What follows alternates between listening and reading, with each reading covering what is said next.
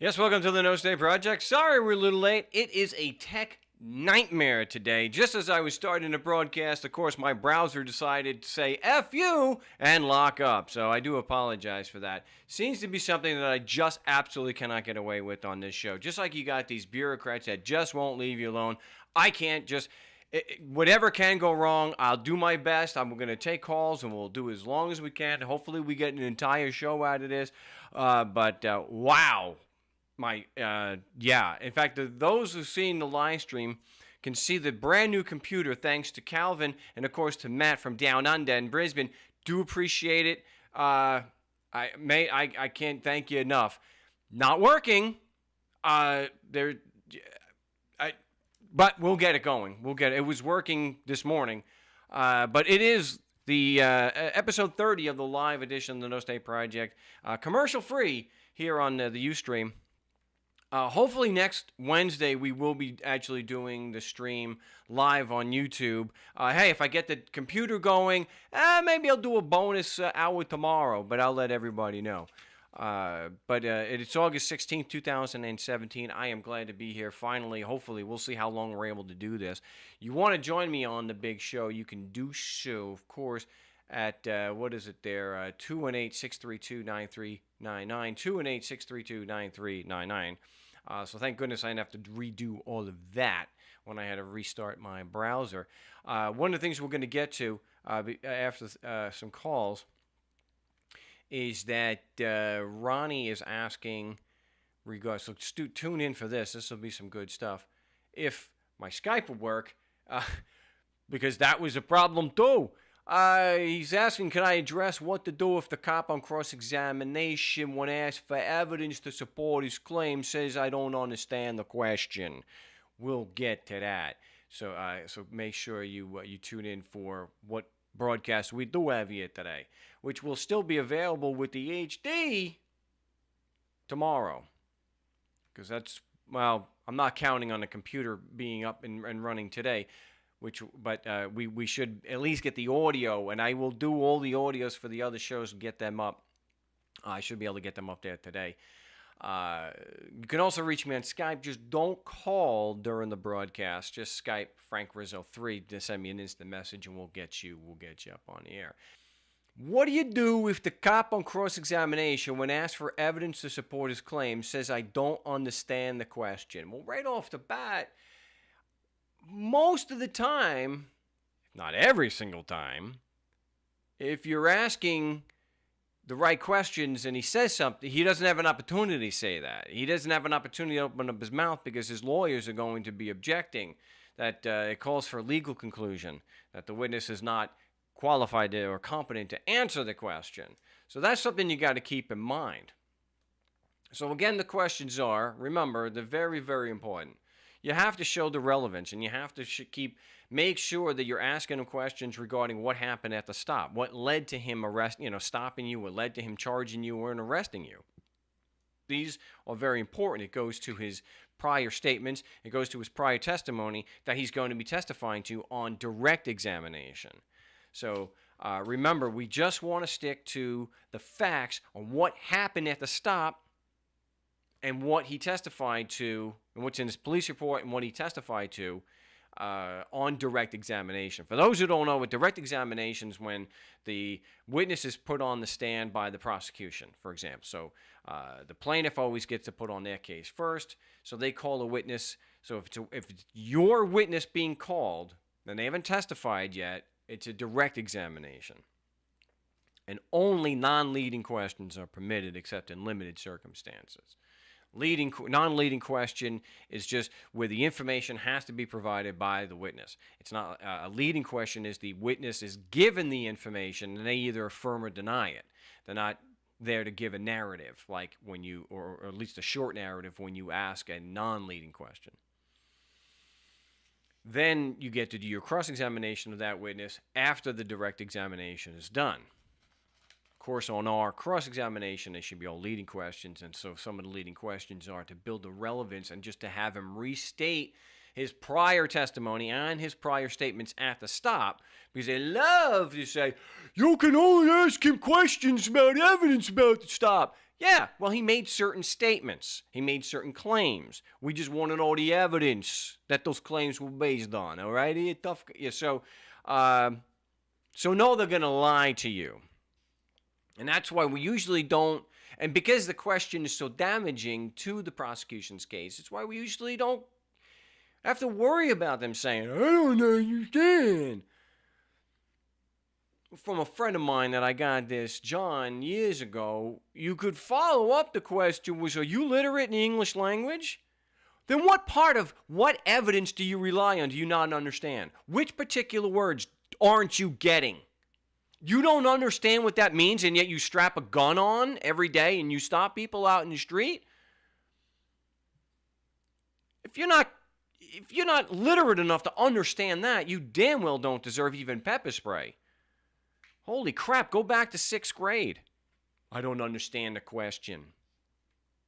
Good Lord, really? So the questions are, and you can start easy. Did you accuse me of violating the law? Yeah, because we know we did. So you witnessed me violate the laws of the state? Yep. You believe, obviously, that the laws apply to me? Yep. And you accuse me of violating? Yep, that's right. And so you believe the laws apply to me because I'm physically in Arizona? That's right, buddy. Then, of course, the question Ronnie is inquiring about here, should be anyway,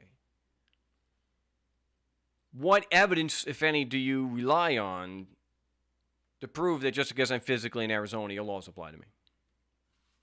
Now, if he says, I don't understand the question, break it down for this guy. What don't you understand? Are there words in the question you don't understand? Do you not know what the word evidence means?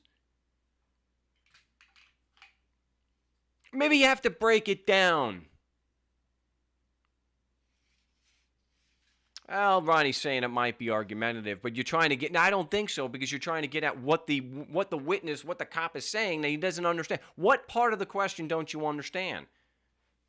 You could break it down. Did you make an arbitrary determination against me? Oh, so it's based on facts currently within your knowledge. Yeah. What are those facts? And that's a way of getting around it. Those other questions that I just asked aren't argumentative. It goes directly to if the objection is sustained or they say it's argumentative, all right, fine. My question of him asking evidence is not argumentative. And my asking him the questions to restate his claims made at the stop is not argumentative. They may be considered an argument, but it's the cops. So we're just asking him to confirm that that's his argument or his claim or his legal conclusion. This is one of the stupid things that they'll say. So this is a way I know of getting around that. Did you determine that the laws applied to me? You did. Was it arbitrary? Did you just pull it out of thin air? Oh, you didn't. All right. So it's based on facts currently within your knowledge. He's on the witness stand. He's already done a direct exam. If they say something about, I got to have my notes. So it's not something you've already testified to on direct? Should I stop right now? Because it doesn't look like you can make probable cause. I think technically there you would. You know what? If you haven't presented or testified to this evidence and it isn't a matter of evidence at this point, then maybe we're done here. We should be so lucky. Let him have his notes. Who cares? Is the evidence in the notes? No. Not by a long shot. The evidence isn't in the notes. So let him get his notes. If you want an example of this, just go to markstevens.net and you can just listen to the cross-examination that I did with the Washington tax agent. I went right for the throat. Do you have any evidence to prove that your laws apply just because so-and-so is physically in Washington? Yep. Wow. Wow. He claimed it was the RSA or whatever it was in Washington, the Revised Code of RCW. Sorry, the RCW. Well, the RCW is not evidence of itself. I know what you're thinking, but I'm not going to say it.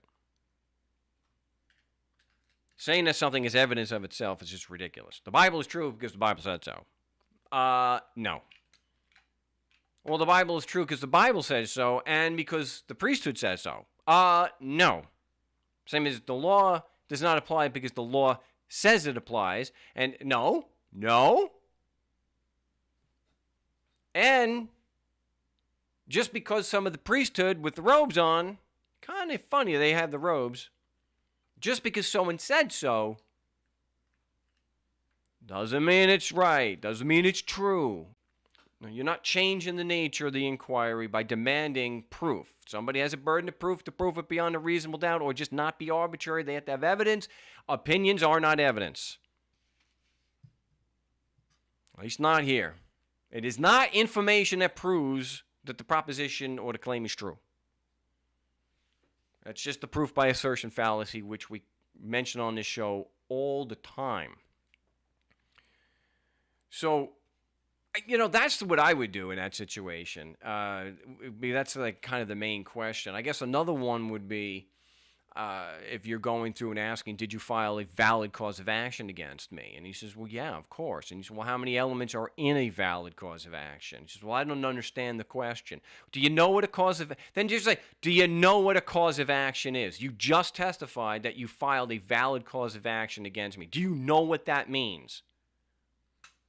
See, and I got into this with a police officer, and do you know for sure if you're filing a valid complaint or not? I mean, would you file a false complaint with the court? Oh, you wouldn't. So how do you know what a valid complaint is as opposed to one it's not, if you don't even know what a cause of action is? This is where the Socratic method is so helpful. No matter what they say, you can offer really good questions about it. But Ronnie, I hope that answers the question. Just, he's supposed to be credible and competent. And don't be afraid to ask, are you literate in the English language? I've asked it of police officers before. I've asked it of tax agents. Well, if you understand basic English and have at least a sixth grade comprehension, then you should understand what I'm asking you. Maybe you weren't qualified then. If you don't understand a basic question like that, maybe you're not qualified to make such sophisticated legal determinations against me. And you could bring it right back today. So you don't understand a question that simple, but you're qualified to make sophisticated legal determinations against people. And a good leader. So what you're really doing is just what someone told you. You really don't understand the basis of what you're doing. You just are told, here's a gun, okay, go out and give people tickets. And just write that they're violating the law. But I don't understand how. Don't worry about it. Just do it. See, they're not really qualified to do it. They're literally just doing what someone told them higher up on the pecking order. They're just doing what they're told, which is usually their time-worn excuse. I was just doing my job. Yeah, shooting people in the head. Yeah, guillotining people. Just doing my job. I'm a fungal with that. So I'm going to see what we can do. Hopefully we're able to get our callers on here and something when I reset my browser. Shouldn't have affected Skype at all. Let's see if we can get area code 702. You're live on the No State Project. What's your name? Where you calling from? Hello? Hey, I knew we had audio on this channel. What's your name? Where you calling from? Hey, this is Ron from Vegas. Ron from Vegas. What's going on today? Hey, what's up, Marc? It's actually the guy who just had trial out in Vegas, and we communicated through email. Okay. And I actually have court tomorrow. I filed those motions, and remember, she filed the opposition to my motion. Say that again. I filed those motions that I got from you, Right. and she filed an opposition to my motion. Okay. So I have a hearing on that tomorrow. Oh, and I'm whoa. just gonna. Wow. Yeah, so I'm guessing I'm just gonna have them stick to the facts. Well, and I'm asking what facts they have and what they're relying on, the facts they're relying on. well, you have the motion already that's saying that they don't have the evidence, and now it's up to them to put the evidence on the table. So what you don't want to do, the judge may ask you, sir, do you have anything else to offer? Do you have anything else to argue? And you should be, the only thing I want to see is the prosecution's evidence. I don't want to have conjecture. I don't want opinion. I want to know if they have the evidence, yes or no. Okay, cool. So never say, I'm saying, is it she? Yeah, the judge is a C and the prosecutor is a C. You know, we've worked with people in Vegas before. If you can scan and send me that response, I'd like to, maybe I can, tonight I can give you some pointers on what to address, because I'm figuring, based on the garbage that I usually see from these people, you're going to want to come out and say the prosecution's response is non-responsive to the motion. The motion is based on a lack of evidence. The only way to overcome it is to provide the evidence, or some reason why they're not supposed to meet that particular burden. I don't think I would say that. Unless they have the evidence, they can't overcome the motion. Nothing in their response is presenting evidence that they're supposed to have. All it is more argument, as if they've made their case already. Now, are they arguing that they don't have to present such evidence at pretrial? That they Yes. I'm sorry, go ahead. Are they making a claim that their burden of proving that the laws apply to you is a trial issue only, that they don't have to do that at this point? Yeah, absolutely. She keeps reciting these NRS, these Nevada revised statutes, and because what happened was there was an accident. But see, the person I was in the accident witness is the one bringing the claim against me. It's them saying that I was driving too close, and they're saying that the only thing that they have is the cops saying that. It's nothing from the person I got in an accident with or anything like that, and it's the state bringing the charges against me. Well, sure. So it's not the person that we got in the accident with that's bringing the claim against me. Well, of course. They're trying to charge me with the license, of course. So it's just a bunch of codes she recited in the opposition again, and one of them she's saying that I admitted that I was driving too close. I admitted to the cop. She's saying that I admitted to the cop I was driving too close behind the gentleman, and that's what caused the accident. But they're still trying to charge me with a code. Well, sure. It's always a code violation. So, I mean, even if it was the one that you hit, as long as you've made her whole again, I'd have no problem if she went and sued you anyway. It's still challenging jurisdiction, because no matter what you did, that's not going to make a written instrument from 112 years ago, whatever it is, magically applying to you, regardless of what that some people may think. Well, anyway, I don't want to get into that. Well, that's what you need to do there tomorrow. You need to bring out that they are just restating their claim. They're not showing any evidence. The entire thing is just reciting what they've already established, and they keep making these arguments as if their original claim has been proven true. And it is not just a trial issue, and this is something you want to really emphasize tomorrow. It is not. Look, this goes to what we talked about the last time. I talked a lot on the show last time about cherry picking. It is really, really dishonest, and you have to expect that these people are not telling you everything. And for those new, cherry picking it's just taking that data, that information, that helps your narrative, and anything else we're just going to brush this. So it helps her narrative to lie to you, or to tell a half-truth that jurisdiction is a trial issue only.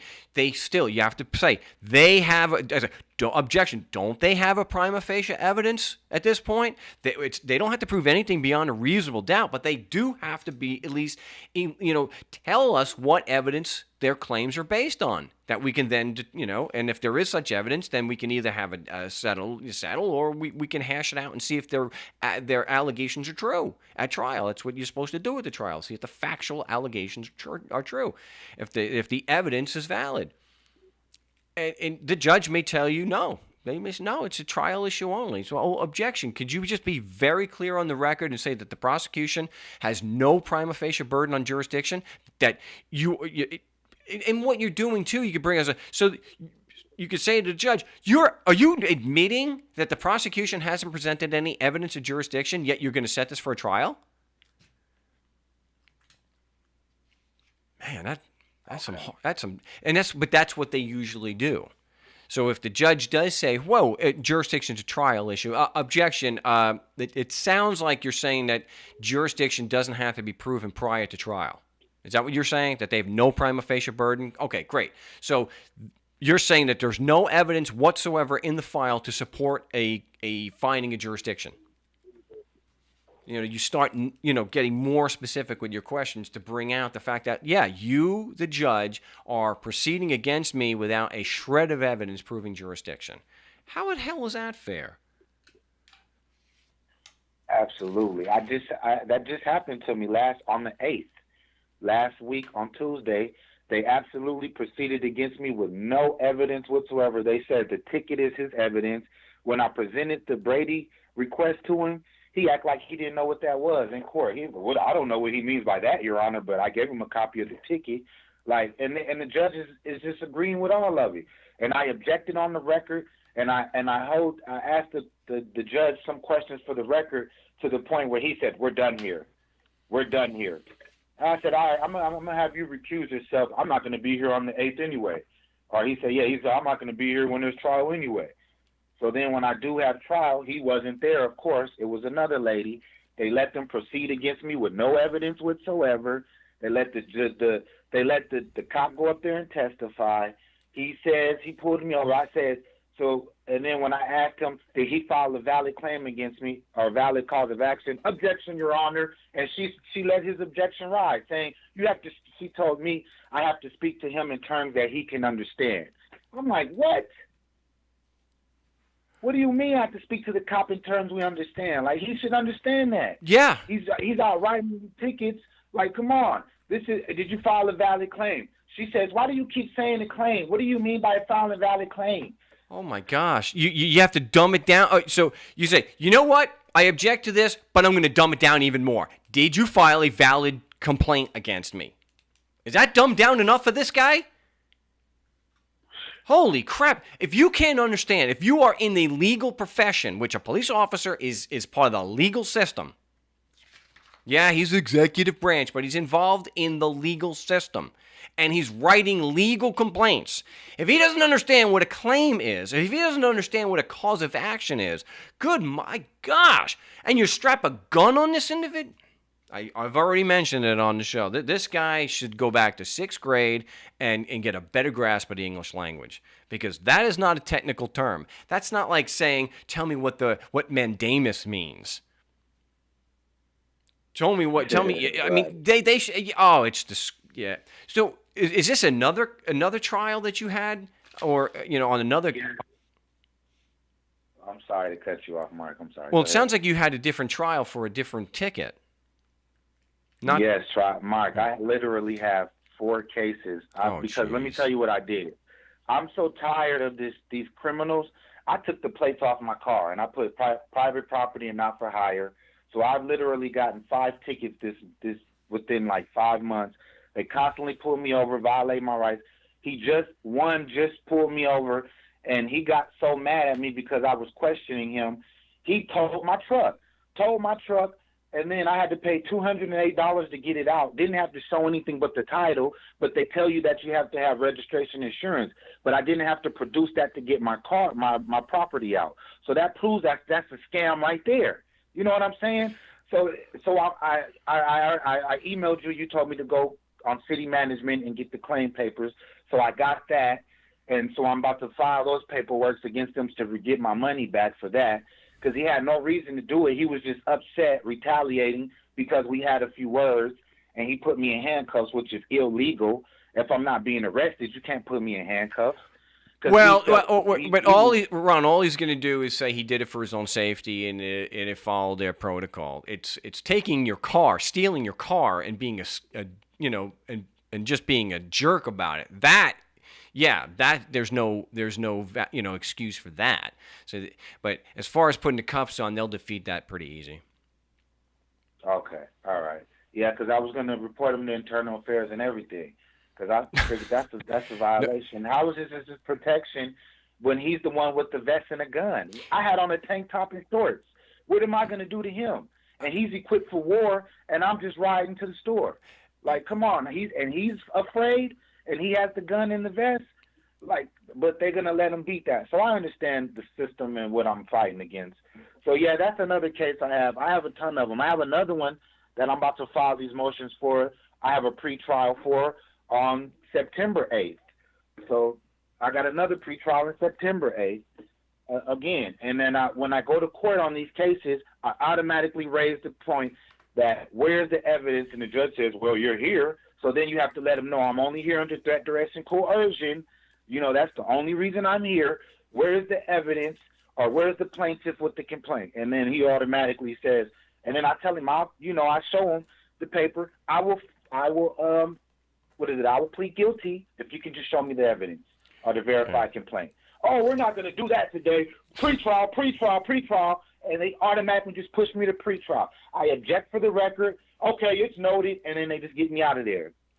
Yeah, 90% already, typically go to a plea deal. You offer to plead guilty if there's prima facie evidence proving the prosecution's claim that the laws apply just because you're physically in Vegas or Nevada, and they're pushing it to trial. It's kind of fishy there. I do want to point out when the judge says, but you're here, you want to say, objection. Are you saying that your jurisdiction depends on my being in the court? You don't even have to say yet the threat, duress, and coercion. You're saying that your jury, and he might actually be dumb enough or distracted enough to say yes, because if he says yes, you say, so you're telling me if I never showed up here today, you couldn't even issue a warrant for my arrest because you wouldn't have jurisdiction because it's based on me. Of course he's going to say no. So, sir, if you have the jurisdiction to issue a warrant for my arrest, and I've never set foot here, then again, what is the basis of the jurisdiction? And is it based on because you say so, or because the prosecution's evidence does? Which one is it? Because that's really what it boils down to. So saying what you're here, that's the prosecution's argument, right? So I'm here. So you're saying because I'm here, some written instrument applies to me? I don't remember the year for Nevada, but it's near the same time as Arizona. It's only been about 115, 120 years. But this is why we want to just make the objection to keep asking the questions and pin him down. Dude, you're here. Holy crap. Really? You're going to pull that you're going to pull that stunt? Are you going to really be arguing philosophy with me now? I said I wasn't going to say that, but I'll let that one slip. So tomorrow is a pretty good opportunity to just hold the prosecution's feet to the fire on that main issue. And that issue is that, and you ask him, so I already know from you, I just want to hear it from the judge, I just want to hear you affirm this. You operate on the presumption that if I'm physically in Nevada, your laws apply to me. Okay, and then hit him. They already know this is coming. You have a hearing tomorrow. So you're really sticking to that particular point. Motion. That's right. I was thinking you had a pretrial conference. So I wrote that down, so that's what confused me. So if tomorrow you want to keep it really, like I've already said, you want to keep it to that point. Where is the proof? She's just restating her argument. She's just making legal claims. She still has produced no evidence whatsoever that just because I'm physically in Nevada, your laws apply to me. And it's a written instrument. The Constitution is a written instrument. Make it a fact. If they want to say it's something else, now you've got a factual dispute. Okay. And don't buy into this crap. Jurisdiction's a pure issue of law. It requires no evidence to prove it's true. All they got to do is prove your physical location. Your physical location is a matter of fact. It's not a matter of law. So that is proof enough that we've said every show for the last 6 months. It's just that it's just not the way it works. They're lying to you. So hold that prosecution. I want to see the prosecution's evidence. This is why we're here. If they don't have the evidence, if all she has are legal allegations and legal conclusions, and she has no facts to back them up, you have to dismiss. You have no choice but to dismiss. And you may have to say tomorrow, Ron, you may have to say, objection, are you allowing her to argue without evidence? Are you going to allow me the same privilege? And when she says, no, you may not do that, ask them why. I need you to say on the record for the appellate panel exactly why I may not argue without evidence, while she can. Right. And I would want to throw out here, too, I don't think it's a wise idea to go to Internal Affairs or file a complaint against a police officer. It sounds like you've already got a target on you. Yeah. Don't ramp it up by filing, because it's not going to, there's nothing good that can come from it. Unless you have video evidence of him raping you, you have nothing good is going to come from this. They don't care. Go after the risk, like you've been doing. A complaint to risk management. That I would recommend. But a complaint. This is for everybody. Never file a complaint against a police officer. It's not going to go anywhere. They don't care. And now you're a marked man. So. All right. All right. And have you been doing the role playing on the Skype chat? No, I haven't. Oh my, Ron. I'm glad, Gadsden. Thank you for bringing that up. You got to Skype Frank Rizzo 3 or use the link on markstevens.net. Get into the Skype chat today and role play with the guys so that you can prep it tomorrow. You have a pretty big opportunity there, and it's only going to help you be better prepared to go in there, because chances are that prosecutor's not going to say a word. Not every time. Word. That happens every time. Why should she? Single time. Yeah. Why should the prosecution open their mouth when there's a second prosecutor who is the gatekeeper who's going to do everything for them? How much more evidence do you need of a rigged game than when the prosecutors sit there like a statue? I mean, he laughed. The one dude laughed at me, and he knew the judge was going to side with him. I mean, I asked him. I pulled out all stops, and he was just looking at me like, "Yeah, right." The judge was just ruling against me. And then I asked him, so you mean he doesn't have to show evidence? Or you mean he doesn't have to produce what I'm asking for? And he kept saying, no, not in the Brady request. I said, I'm not asking for that in the Brady request. I'm asking you, am I allowed to have this evidence or this paper? Am I allowed to see this? Oh, no, not in the Brady request. I said, I'm not asking for that in the Brady request. Wow. They are bastards. Yeah, so he was just playing word games up there, and it's like, all right. So I was like, all right, you're gonna play word game. And then when I did word it the right way and asked him yes or no, just yes or no, he said, we're done here. There you go. I was like, damn. We're done here. And if you continue, then we're looking at contempt. And that's what these criminals do. Well, listen, I've got to get some more calls, but please do yourself a favor. Get with the guys. They were raising it in the chat, and I'm glad you guys did. Please get on Skype tonight and do some role playing. And I wish, and so you'll do better. And let me know. Send me an email or something. Send me some kind of message to let me know that you weren't held in contempt. Okay, I definitely will. I'm going to let you know as soon as I get out of court. All right, good, because I don't want it to be what happens in Vegas stays in Vegas. I know these judges like that. Oh, that was a bad. Yeah, I know the judges would prefer that, but yeah, I appreciate you letting me know when you're out. And so good luck, and get with the guys after the show. All right, thanks, Mark. I appreciate the call, Ron in Vegas. That whole thing, we're done here. That's what they say. I got nothing. I got nothing. If they, that which can be asserted without evidence can be what? Dismissed without evidence. So, you can call it religious, you can call it philosophy, you can call it metaphor, you call it whatever the hell you want. If you make a claim, you damn well better have some proof, especially when you're talking about an objective, that a written instrument.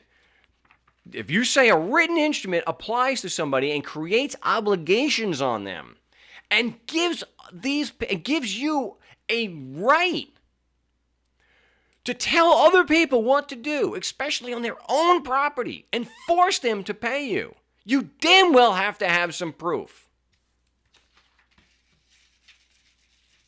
Doesn't matter.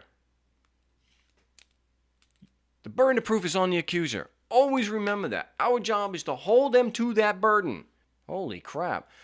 He's been on the show before. Hopefully he's got a good report here. We've got Eric from California. Eric, welcome back to the show. Hey, thanks, Mark. Okay, you left me hanging there earlier today, but we're going to excuse that. But you did get back to me eventually. So what you all right, so set up, you are speaking with a prosecutor today, and it was part of the pretrial procedure, right? That is correct. Yes. Okay, so this was pretty good. Spent about a half an hour with the prosecutor. Wow. Went straight in with I couldn't believe it. I thought I was going to get 5 minutes, and that was it. Half an hour. Went into the question, jurisdiction. So I took notes as we were going, and I'm trying to read them, and I'll just go over them with you. But I've got these things. This is unbelievable admissions. So it starts off with, jurisdiction proof. She goes, well, if you're in Massachusetts or Japan, we have jurisdiction. I should have asked her what proof do you have of jurisdiction around the world, but I didn't even think about that. Oh, well, real quick. I know you got what you say is, so you're saying this written instrument that gives you jurisdiction applies even in Japan. Wow. And the evidence to support that wild accusation? I'm going to bring that up in court next week. Wow, that's pretty ludicrous. That is, yeah. Okay, so keep going. So we're going through this. I asked her blunt question. She goes, I cannot give legal advice as to how it does or does not apply to you. Oh, that was the main theme. Holy crap. So we went... Wait. We'll take a little extra time on the show here today. I know we're running real short on time. This is good. And I started a little late, so okay. I want to give you an example of, since you're in California, you'll appreciate this. I had a woman on the phone from the Franchise Tax Board. I asked for a mailing address to get to the particular office that we were speaking to. She got very upset with me and said, sir, I cannot give you legal advice. I don't know who you're talking to, but I'm only asking for a mailing address. I have never heard I don't remember anyway. Maybe it's just me. I don't remember. I've never heard a prosecutor say, I can't give. See, I've heard judges say that. But I remember judges doing that. But a prosecutor? Oh, my gosh. Wow. That was her first response. Wow. You have got to send me this woman's contact information. I mean, publicly available. I just want to maybe contact her in the office after your little problem is over with. Just wow. How did you respond to her when she said that? I just stuck to the Socratic method. Let's see here. I asked her the question again. I just said, I'm not asking for legal advice. I'm just asking for what evidence do you have. Let's see here. She goes into... you know what you could ask? You could say, excuse me, I'm a little dumbfounded here. You're actually saying that my asking you for evidence to support your claim is actually my asking you for advice. You get her to clarify her position first. Because as I said so many times, when she says it, she thinks she's a scholar. I'm a Juris Doctorate. I'm a lawyer. I'm smart. But when you repeat it back, some of the, so that's why you ask that clarifying question. You think my asking for evidence is asking for legal advice? You do? Really? What advice do you think I'm asking you? What do you mean by the word advice, by the way? I understand it to mean a suggestion as far as a course of action that I should or should not take. But maybe you're using it in a different sense. What seriously, what the hell is wrong? Okay, I'm sorry. I've had an overload of stupid today, and you were right. This is good.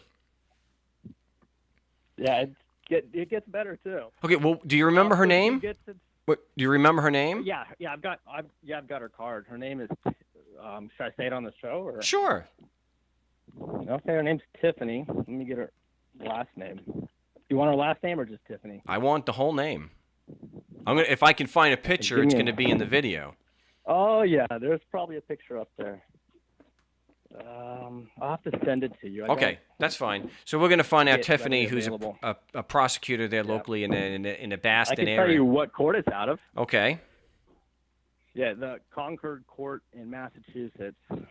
I think you meant to say it's the Concord court. Concord court in Massachusetts. It's Concord. There we go. Yeah. All right. So it's Concord, Mass. Okay. Good. We'll get her picture if there's one available in the video. So look for that tomorrow. That'd be great. Well, they don't look. She's prosecuting you. She is causing you, undue time, money, and stress. All these things. And so she should not be operating in obscurity. This is not a privacy issue. I'm only going. If I post something, it's publicly available material. And she's a prosecutor, and I'll just get information right off their website that's publicly available. And if she's saying things like this, there's a journalistic interest there in reporting that. And I'm glad that you did. So how did you? All right. So you just asked the question again about evidence after she said this. I just stuck with it and hammered her, and I was very polite and patient with her as she was with me. But she ended up going to the point like, we don't need any evidence. Massachusetts laws just apply to you. Wait. I'm just giving you a quick synopsis here. We don't need... that's... Yeah, let me just get through them, and then I'll... Okay. Oh, so, yeah, I came back with, okay, so can I argue against you at trial without evidence? And this was her response. I don't know what the judge is going to allow you to do. That was her response. Oh, what? I don't know what the judge will allow you to do. Wow. Next, you said, one of the things I would say is, well, you need to tell me why you know the judge will allow you. Oh, it's great. Remember, we always talk about turnabout, which is what you did. And she slithered out of an, I don't know what the judge is going to allow. Why does he let you then? Why? See, I've mentioned this before. What kind of relationship do you have with this judge that right now you are so confident that you can argue without evidence? You don't know if he's going to let me. Why do you know he's going to let you? Perfect. Holy crap. I don't know what the judge...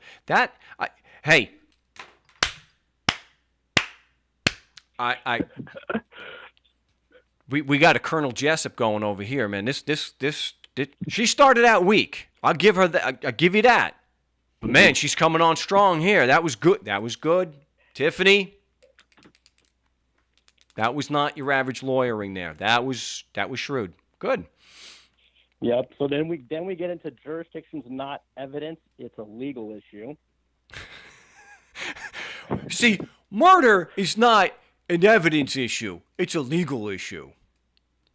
This is very... See, now she started off very weak. Hit a high point there with the... I don't know what the judge will allow. To... It's just a legal issue, no evidence. So you could come back and say, oh, really? So whether I'm in Massachusetts or Japan doesn't matter?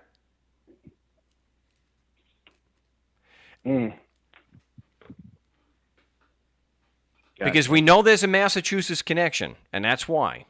That's why all this is happening.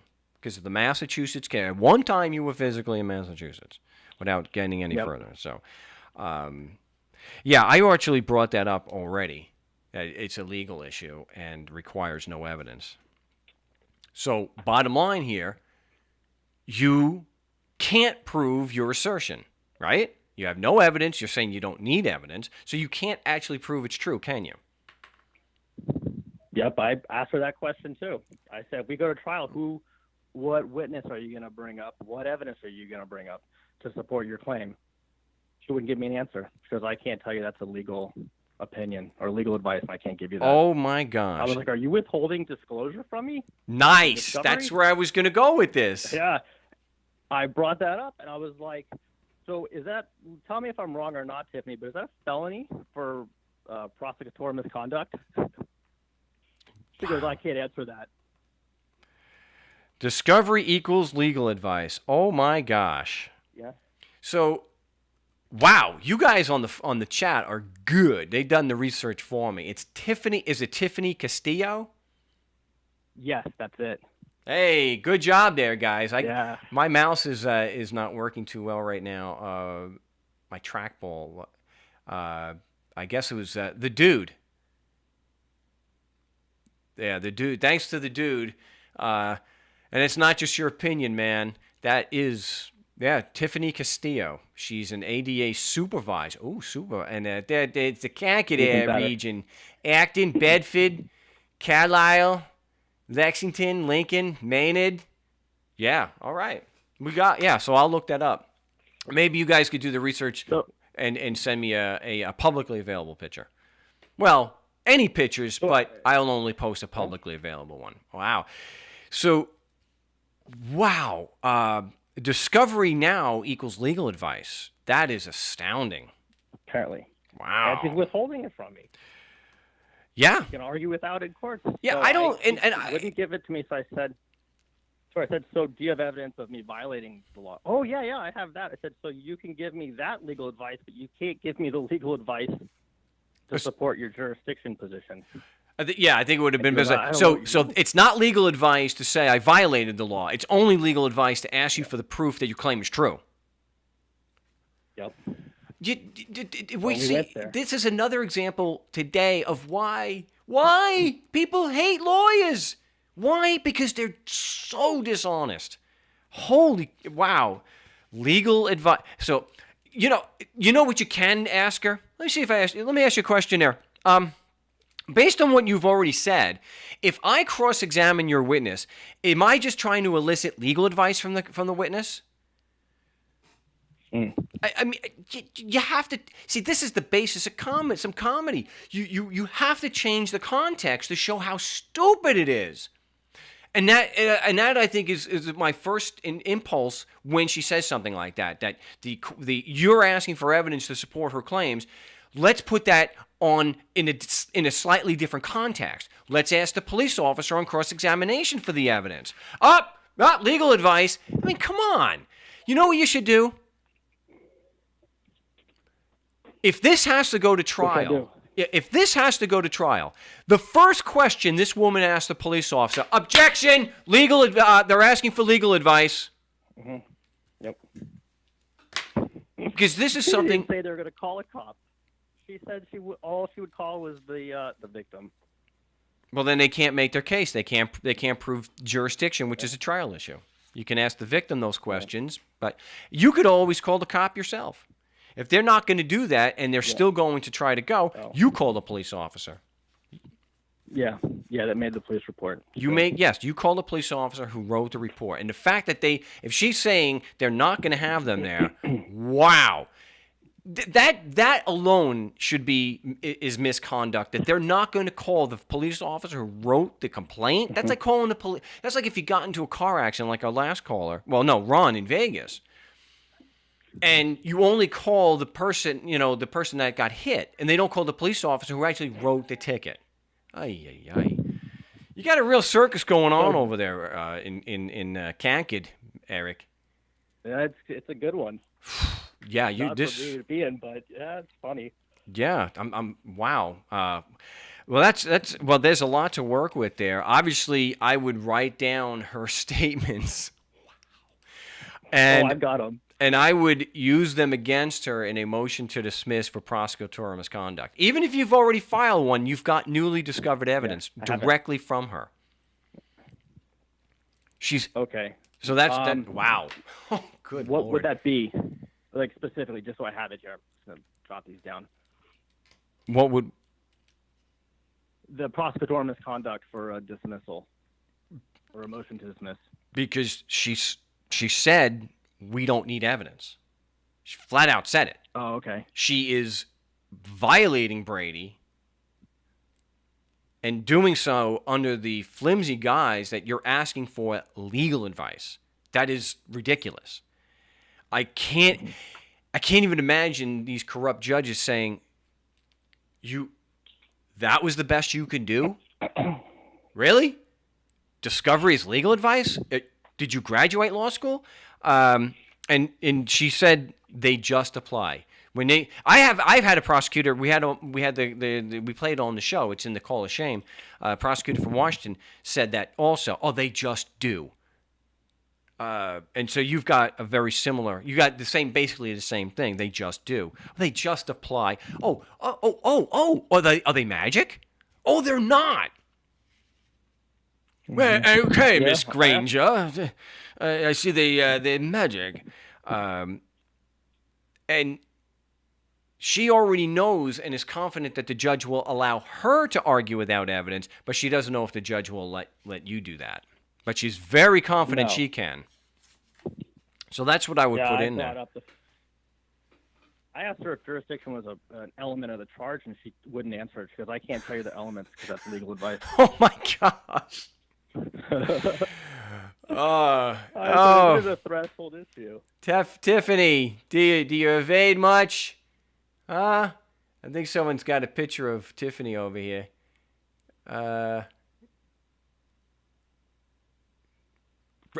My gosh, this looks like a picture like she just got out of high school. Yeah, she's young. I don't know how. Something. That's right. You mentioned that to me. So yeah, she's probably this is probably her, maybe 30. Yeah, from this picture anyway, she can't be more than 30. So I'm gonna say to everybody, please, anyone listening to the show, do not communicate directly with this woman. Please just don't do it. I don't even plan on communicating with her until after this stuff is with Eric. Please, no direct communication whatsoever. Don't contact the office. None of that. I am not, if anyone does, it's on your own. I am specifically condemning that right now. No calls, please, no calls to the office at all, whether it's for this Tiffany or anybody else. So, okay, I don't have much time. Okay. You obviously you have we have the this is recorded. It'll be posted real soon. But you can and I can always send you the MP3 of just this call so that you have it if you need it. But you know what? This show is available on Ustream immediately after the show, so you can always just fast forward to the end of the show and you can review it that way. So that's the easy way to do it, because I won't be able to get this posted until at least tomorrow. But I appreciate that the report. I really do. This deserves a separate video. I go back Monday to see the other prosecutors in court. So is that I'll let you know how that goes? Is that in Concord also?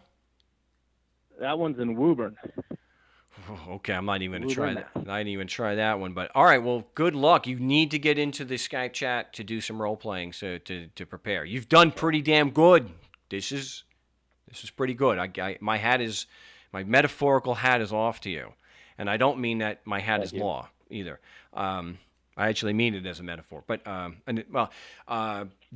into the Skype chat. I know Ron should be there now also, or at least after the show, and you've got some time to prepare for that, a lot more than Ron does. So good luck, and I really appreciate you coming on the show and reporting that today. All right, thank you. You're welcome. Wow, we ran a bit over, but hey, really, really good stuff here. This just, I should do a separate video just for Eric in California, who I do appreciate their report. These are the stupid things you're going to hear. Look at the gamut that this, she went from, we don't need evidence, they just apply, they just do. Hey, you know what? I'm innocent. I just am. This is a legal position that this woman, Tiffany, took. She went from that to also saying that discovery, which is required, and Brady material, is now asking for legal advice. You see how, again, why lawyers are universally despised, and it's not anything new. You can read, you don't have to be religious, and I'm not saying, one way or the other, I don't care. They were writing about this stuff 2,000 years ago in religious texts about how despised lawyers are. They have universally been despised. They've always. I don't want to misquote Shakespeare. Was the first thing we do is kill all the lawyers because they're criminals. They belong to a criminal organization. They have a monopoly on the market. It's a crime to do what they say that they should be able to do. And look at the things that we have to hear from them. Asking for discovery is asking for legal advice. Holy crap. I wish it was possible for Eric in California to launch a defense. Just to hear me out here. There's a reason. Not guilty by reason of temporary insanity. Because when you make an affirmative defense like that, you have to have evidence. And can you imagine when she files the discovery request? Whoa, I can't give you legal advice. We need evidence to support your claim that you were, not guilty by reason of mental, temporary insanity. Whoa, I can't give you legal advice. But trust me, I was temporarily insane. I just was.